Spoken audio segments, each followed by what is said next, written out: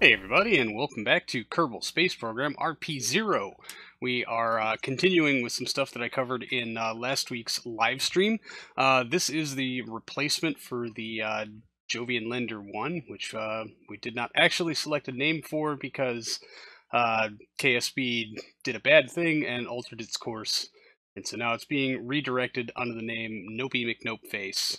So this one still needs a name, and it is bound for Jupiter, but I will turn you over to live streaming me to get this launch underway. Alright, throttle is set to full. SAS is on. Inclination good. Ignition!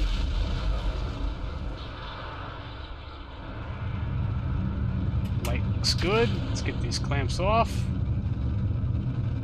Good. 4 RS-25s are lit, so I guess this is an old DN5B.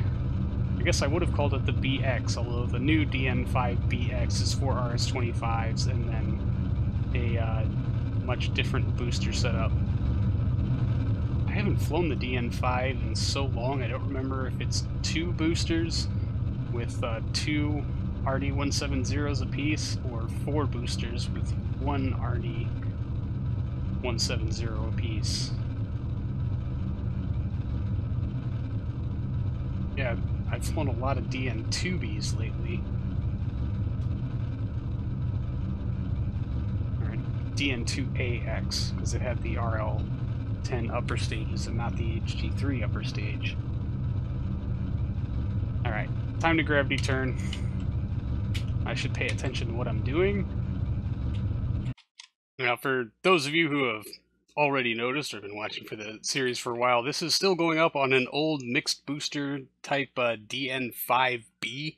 I guess this is the very first of the X prototypes of the DN series launcher, and that it has 3 E1s and a single RD-171M on each booster. That's why I brought up the little fuel tab there off to the side and locked it, so I can see if I ever did actually get that mixed burn ratio correct.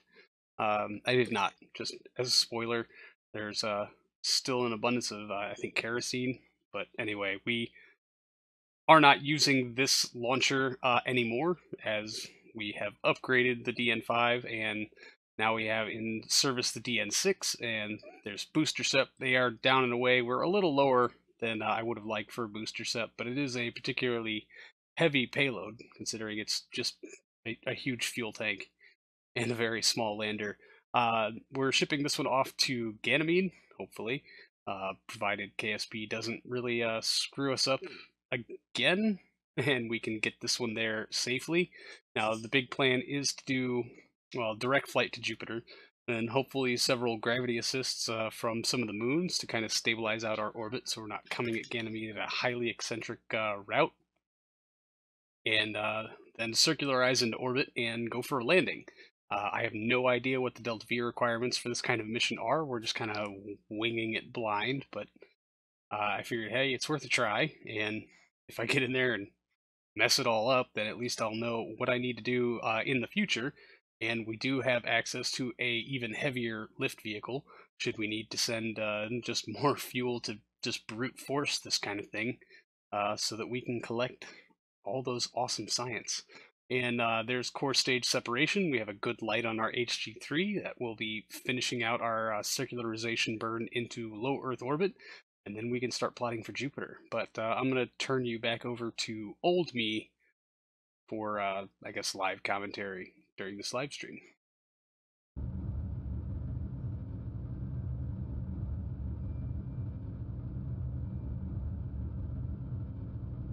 Alright, shutting it down. 234 by 157. That's not bad. Toggle RCS off. We don't need you to do stuff right now. And we need to reselect our target for Jupiter. That's Saturn. Zoomed out way too much. Set as target. Yeah, we don't need your rendezvous planner. We do, however, need a maneuver planner. Man plan. There we go. Alright. What's lowest delta V look like? Anytime now. 6.4 kilometers per second. We'll create node. That burn time is in 1 hour 25 minutes. That was an interesting glitch. Alright, well, It's only a little off plane. That's no big deal. 63.77 meter per second.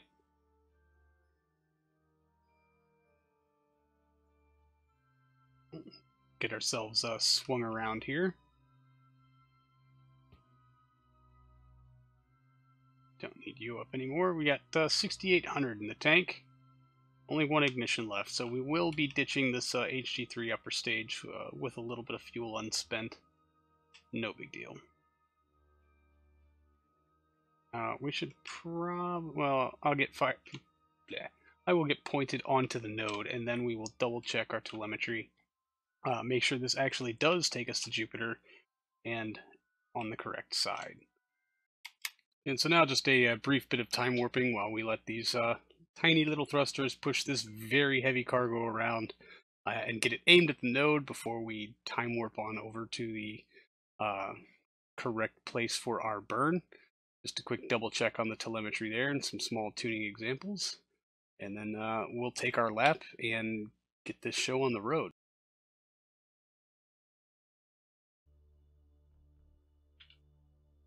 Alright, 4 minutes 25 seconds out from the burn. Start our ullage. We have one ignition left on this engine, so we need to get this right.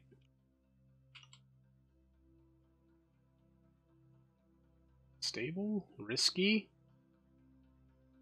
Oh, very risky. My mistake. Very stable. Ignition. That is a good light. Sweet.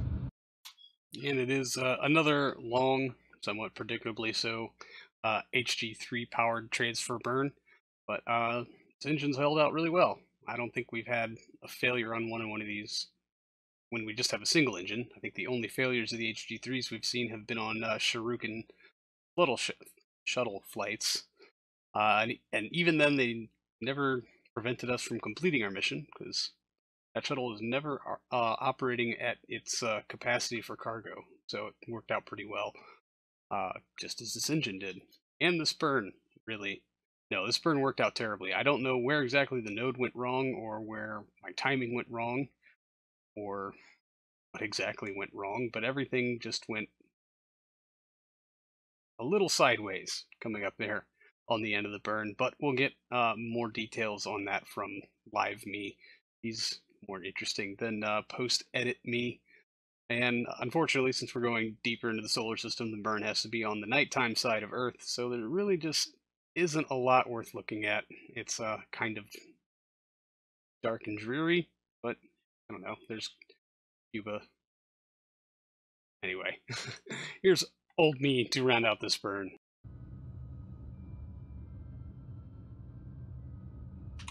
Oh no, I did not mean to turn that. Oh wait, there's our flyby.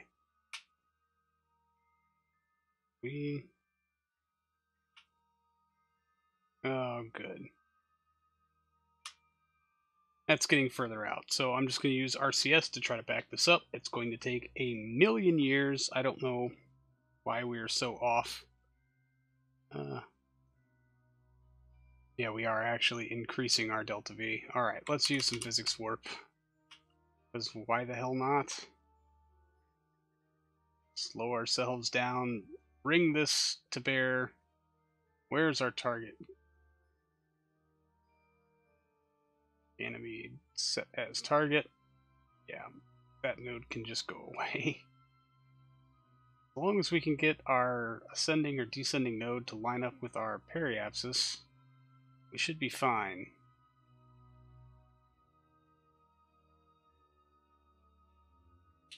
Don't know if that's going to happen. Alright, let's bring this out. We need to face directly into our prograde vector for these translations to be of any use to us, quite honestly. And time warp just a second, lock that in place, okay. And holding the N key for the next 30 years.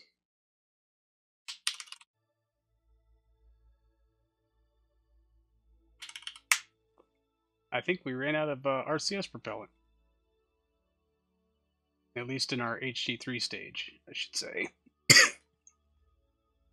Yep. Alright, well then, let's activate avionics and decouple. We should probably turn this on and try to pull ourselves as gracefully as we can, considering how absolutely heavy we are. Check to see what kind of effect that's having on stuff. Oh, good. We are, in fact, moving it in the correct direction. Down. And clear the core, we'll begin to back up as well. There we go. See what kind of effect this is having. We really should just use the AJ10. Obviously, we should just use the AJ10. It has unlimited ignitions, after all. Oh, come on. Really? We're going to play this game? Yeah, we're going to play this game. You're just not going to hit Jupiter, are you, my friend?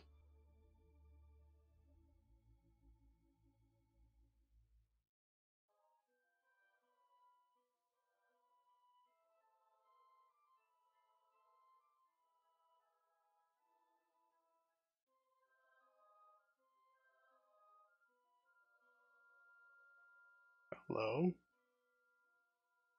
Ah. Screwed it all up. Alright. Gently, gently, gently, gently, gently. Stop. That doesn't really matter because we're not going to be on that course when we get there. Our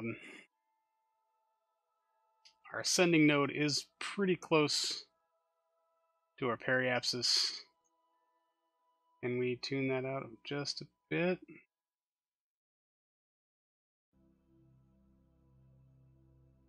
I'll lock that open. 8.5.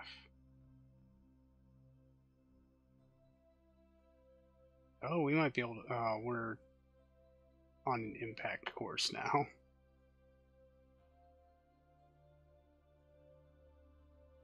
Yeah, 8.3 degrees. That's nothing I don't think that we can't handle. That burn is in 6 minutes. It is 766 meters per second. Holy crap, what the hell happened? Okay. Yeah, that 6-second burn time is obviously not very accurate. So we have 32 minutes of runtime in this fuel tank and 5.1 kilometers per second, but I guess adjusting it now is going to cost us a whole lot less than adjusting it later, although I have no idea how the hell it got so screwy. Alright, engine is ullage, let's just light it up. This is going to take 9 minutes, it says, so hooray! Time warp.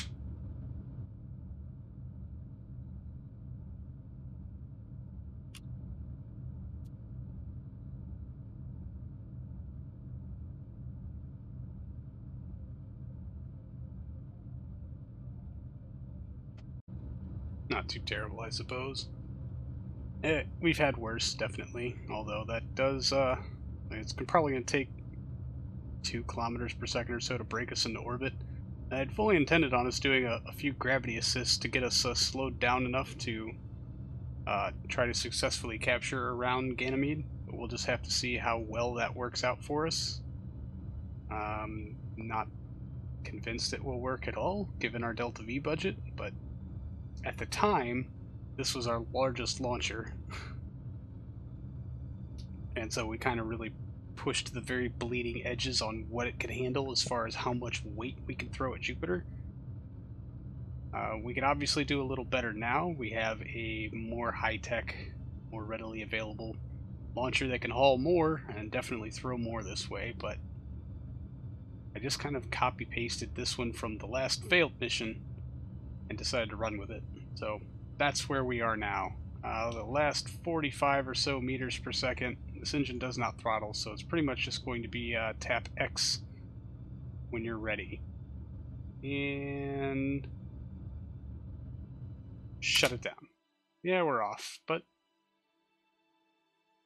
8.5 degrees. We're pretty close to the ascending node at our periapsis. We'll probably start the burn right around there anyway because we're going so dang fast. Well, yeah, it's not going to show us our resultant telemetry, but no big deal there. It is on the way.